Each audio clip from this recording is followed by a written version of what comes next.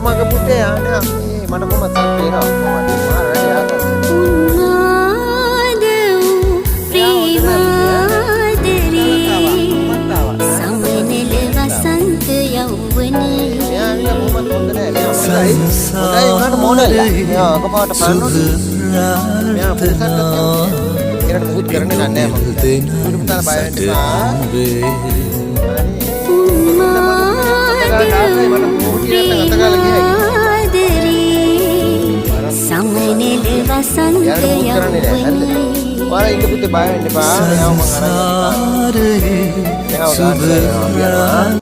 අම්මා බලනවා අම්මා ඉන්න